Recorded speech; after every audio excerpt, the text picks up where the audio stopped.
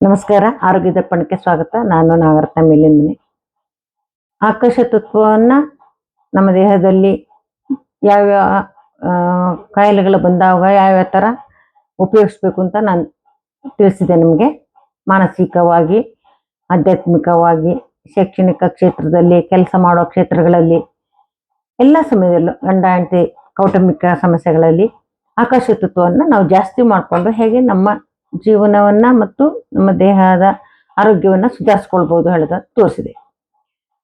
ಒಂದೊಮ್ಮೆ ಆಕಾಶ ತತ್ವವೇ ಜಾಸ್ತಿ ಆಯ್ತು ಅಂತ ಇಟ್ಕೊಳ್ಳಿ, ಆಗುತ್ತೆ ಎಷ್ಟೋ ಸಲ. ಉದಾಹರಣೆಗೆ ಪಾರ್ಶ್ವವಾಯು ಹೊಡೆದಿರ್ತಲ್ಲ, ಸ್ಟ್ರೋಕ್ ಆಗಿರುತ್ತಲ್ಲ, ಅವರಿಗೆ ಆಕಾಶ ತತ್ವ ಜಾಸ್ತಿ ಆಗಿ ಸ್ಟ್ರೋಕ್ ಆಗುತ್ತೆ. ಆಕಾಶ ತತ್ವ ಜಾಸ್ತಿ ಆದಾಗ ಈ ಜ್ಞಾನವಾಹಿನಿ ನರಗಳು ಮತ್ತೆ ಕ್ರಿಯಾವಾಹಿನಿ, ನಮ್ಮ ದೇಹದಲ್ಲಿ ನಮ್ಮ ತಲೆಯಿಂದ ಜ್ಞಾನವಾಹಿನಿ ಬರುತ್ತೆ ನಮ್ಮ ಅಂಗಾಂಗಗಳಿಗೆ, ಕೈ ಕಾಲುಗಳಿಗೆಲ್ಲ. ನಮ್ದು ಇದು ಕ್ರಿಯಾವಾಹಿನಿ ಅಂಗಾಂಗಗಳು ಕೆಲಸ ಮಾಡ್ತಕ್ಕಂಥದ್ದು. ಇದು ನಮಗೆ ಜ್ಞಾನವನ್ನ ಪಸರಿಸಿ ಇಲ್ಲಿಗೆ ಸಂಪರ್ಕವೇ ತಪ್ಪೋಗ್ಬಿಡುತ್ತೆ. ಆಗ ನಿಮ್ಗೆ ನಿಮ್ಮ ಮನಸ್ಸಿದೆ, ಕೈ ಎತ್ತಬೇಕು ಅಂತ ಮನಸ್ಸಿದೆ, ಪಾರ್ಶ್ವ ಹೊಡೆದವ್ರಿಗೆ ಏನಾಗುತ್ತೆ? ಕೈ ಎತ್ತಲಿಕ್ಕಾಗಲ್ಲ, ಕಾಲು ಎತ್ತಲಿಕ್ಕಾಗಲ್ಲ, ಸರಿಯಾಗಿ ನಡೆಯಕ್ಕಾಗಲ್ಲ. ಯಾಕಂದ್ರೆ ಇಲ್ಲಿ ಒಂದ್ ಸೈಡು ಕನೆಕ್ಷನ್ ತಪ್ಪೋಗ್ಬಿಟ್ಟೈತೆ. ಆಗ ನೀವು ಈ ಡಾರ್ಕ್ ಬ್ಲೂ ಕಲರ್ ಅನ್ನ ಇಲ್ಲಿ ಹಚ್ಚಬೇಕು, ಹ್ಯಾಂಡ್ ಬ್ರೈನಿಗೆ ಹಚ್ಚಬೇಕು. ಮತ್ತು ಯಾವ ಸೈಡ್ ಆಗಿದೆ ಇದು ಹೀಗೆ ಇಟ್ಕೊಂಡಾಗ ಇದು ಎಡಗೈ, ಇದು ಬಲಗೈ, ಇದು ಎಡಗಾಲು ಈ ಸೈಡು ಬಲಗಾಲು. ಯಾವ ಕಾಲಿಗಾಗಿದೆ ಅಥವಾ ಒಂದ್ ಸೈಡ್ ಫುಲ್ ಆಗಿದೆಯಾ, ಎಡಗಡೆ ಸೈಡ್ ಆಗಿದೆ ಅಂದ್ರೆ ಎಡಗಡೆಗೆ, ಬಲಗಡೆ ಸೈಡ್ ಆದ್ರೆ ಬಲಗಡೆಗೆ. ಈ ತರ ನೀವು ದಿನಾ ಹಚ್ತಾ ಬಂದ ಹಾಗೆ ನಿಮ್ಗೆ ಅಲ್ಲಿ ಇಂಪ್ರೂವ್ಮೆಂಟ್ ಕಾಣ್ತಾ ಹೋಗುತ್ತೆ. ಆ ಕನೆಕ್ಷನ್ ಹತ್ರ ಬರ್ತಾ ಹೋಗುತ್ತೆ. ಆಕಾಶ ತತ್ವ ಕಡಿಮೆ ಆಗಿ ಒಂದಕ್ಕೊಂದಕ್ಕೆ ಕನೆಕ್ಷನ್ ಆಗ್ತಾ ಬರುತ್ತೆ.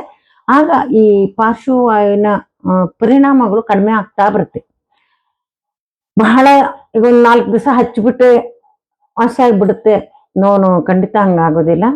ಅದು ತುಂಬಾ ದಿವಸ ಹಚ್ಬೇಕಾಗುತ್ತೆ, ದೀರ್ಘಕಾಲಿಕವಾಗಿ ಹಚ್ಬೇಕಾಗತ್ತೆ. 2 ತಿಂಗಳು, 3 ತಿಂಗಳು, 4 ತಿಂಗಳು ಹೀಗೆ ಹಚ್ಬೇಕಾಗುತ್ತೆ. ಹೀಗೆ ನೀವು ಹಚ್ತಾ ಹೋದಾಗ ನಿಮ್ಗೆ ಅಲ್ಲಿ ಪಾರ್ಶ್ವವಾಯುವಿನ ಲಕ್ಷಣಗಳೆಲ್ಲ ಕಡಿಮೆ ಆಗ್ತಾ ಬರುತ್ತೆ. ಕೆಲವರಿಗೆ ಒಂದೊಂದೇ ಕಡೆ ಮುಖದಷ್ಟಕ್ಕೆ ಹೊಡೆದಿರುತ್ತೆ, ಕೈಗೆ ಮಾತ್ರ ಹೊಡೆದಿರುತ್ತೆ, ಕೆಲವರಿಗೆ ಕಾಲಿಗೆ ಮಾತ್ರ ಆಗಿರುತ್ತೆ. ಈ ತರ ಸಂದರ್ಭಗಳಲ್ಲಿ ನೀವು ಆಕಾಶ ತತ್ವವನ್ನ ಕಡಿಮೆ ಮಾಡಬೇಕು. ಆಗ ಆಕಾಶ ತತ್ವವನ್ನ ಕಡಿಮೆ ಮಾಡಿದಾಗ ನಿಮ್ಗೆ ಈ ಸ್ಟ್ರೋಕ್ ಆದವರಿಗೆ ಬೇಗ ಅವರು ರಿಕವರಿ ಆಗ್ತಾ ಬರ್ತಾರೆ. ಮತ್ತೆ ಇನ್ನೊಮ್ಮೆ ನಾನು ನಿಮ್ಗೆ ಹೇಳ್ತೀನಿ, ಒಬ್ಬರಿಗೆ ವಾಸಿಯಾದ ಟೈಮಿಗೆ ಅದೇ ಔಷಧಿಯನ್ನ, ಅದೇ ಚಿಕಿತ್ಸೆಯನ್ನ ಮಾಡಿದಾಗ ಮತ್ತೊಬ್ಬರಿಗೆ ಅದೇ ಟೈಮಿಗೆ ವಾಸಿ ಆಗುತ್ತೆ ಹೇಳಲಿಕ್ಕೆ ಬರೋದಿಲ್ಲ. ಯಾಕೆಂದ್ರೆ ಒಬ್ಬೊಬ್ಬರ ಎನರ್ಜಿ ಮೇಲೆ ಅದು ಡಿಪೆಂಡ್ ಆಗಿರುತ್ತೆ.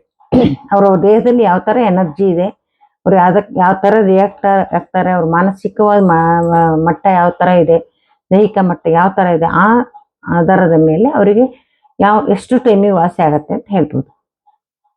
ಇಲ್ಲ 1 ಸಲ 4 ಸಲ ಹಚ್ಚಿದ್ರೆ ವಾಸಿ ಆಗತ್ತೆ ಹೀಗೆ ಹೇಳಲಿಕ್ಕೆ ಆಗೋದೇ ಇಲ್ಲ. ನೀವು ಡಾರ್ಕ್ ಬ್ಲೂ ಕಲರ್ ಹಚ್ಚಿದ್ಮೇಲೆ ನೀವು ಬೇಕಿದ್ರೆ ಭೂತತ್ವವನ್ನ ಜಾಸ್ತಿ ಮಾಡ್ತಕ್ಕಂಥ ಕಲರ್ ಹಚ್ಚಬಹುದು. ಯೆಲ್ಲೋ ಕಲ್ಲರು ಭೂತತ್ವವನ್ನ ಜಾಸ್ತಿ ಮಾಡ್ತಕ್ಕಂಥ ಕಲ್ಲರು. ಯಾವ ಸೈಡಿಗಾಗಿದೆ, ಕಾಲಿಗಾಗಿದೆಯೋ, ಕೈಗಾಗಿದೆಯೋ, ಮತ್ತೆ ಯಾವ ಸೈಡಿಗಾಗಿದೆ ಆ ಸೈಡಿಗೆ ನೀವು ಯೆಲ್ಲೋ ಕಲರ್ನ ಹಚ್ಚುತ್ತಾ ಬಂದಾಗ, ಅಂದ್ರೆ ಭೂತತ್ವ ಅಂದ್ರೆ ನಮ್ಗೆ ಬಲವನ್ನು ಕೊಡ್ತಕ್ಕಂಥದ್ದು. ಭೂತತ್ವ ಪ್ರತಿನಿಧಿಸೋದು ಯೆಲ್ಲೋ ಕಲರ್.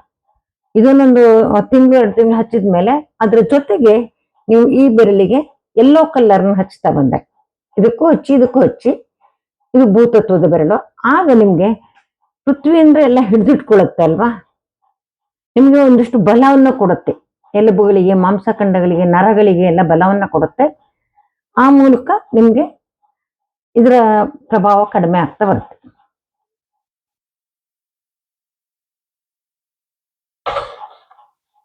ನಿಮ್ಮ ಅಭಿಪ್ರಾಯಗಳು ಯಾವ್ದಾದ್ರು ಇದ್ರ ಕಮೆಂಟ್ಸ್ ಮೂಲಕ ತಿಳಿಸಿ ಮತ್ತು ಚಾನಲ್ ಅನ್ನು ಸಬ್ಸ್ಕ್ರೈಬ್ ಮಾಡುವ ಮೂಲಕ ಪ್ರೋತ್ಸಾಹ ನೀಡಿ. ನಿಮ್ಮ ಯಾವ್ದಾದ್ರು ಸಮಸ್ಯೆ ಇದ್ರೆ ಈ ನಂಬರಿಗೆ ಮೆಸೇಜ್ ಮಾಡಬಹುದು 6366310264. ಇದಕ್ಕೆ ನಾನು ನಿಮ್ಗೆ ಉತ್ತರ ಕೊಡ್ತೀನಿ. ಅದಕ್ಕೆ ಕೇವಲ 101 ರೂಪಾಯಿ ಮಾತ್ರ ಚಾರ್ಜ್ ಮಾಡ್ತಾ ಇದ್ದೀನಿ. ದಯವಿಟ್ಟು ಸಹಕರಿಸಿ. ನಮಸ್ಕಾರ.